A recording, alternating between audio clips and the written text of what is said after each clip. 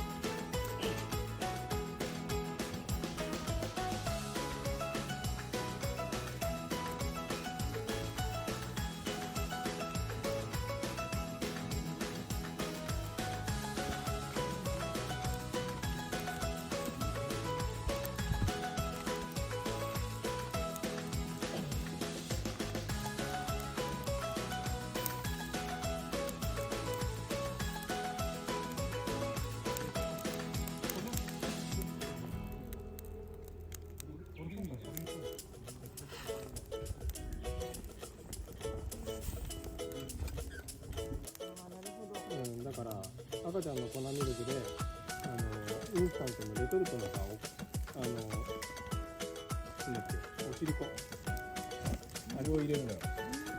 そうすると糖分と塩分と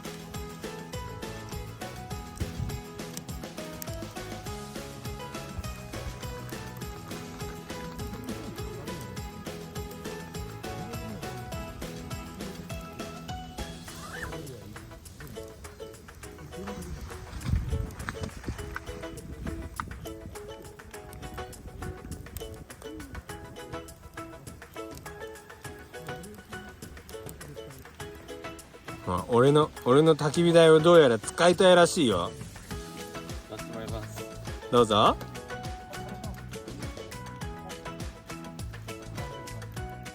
いいね。高校生のエキスパートクラスの受講者です。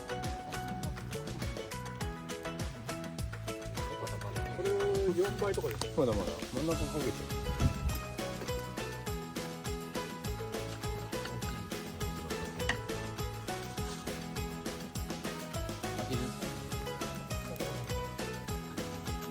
開いてる当たり前だけど開いてる。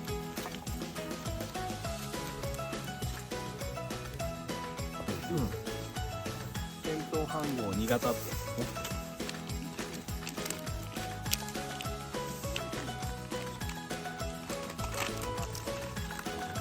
ああ、その日本のってことですか。自衛隊のやつね。はいはいはい。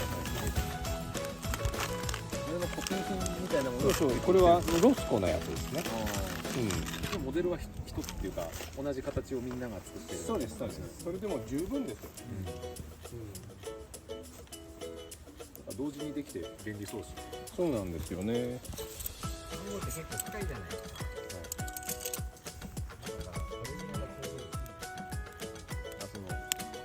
あ、その深さ深さが。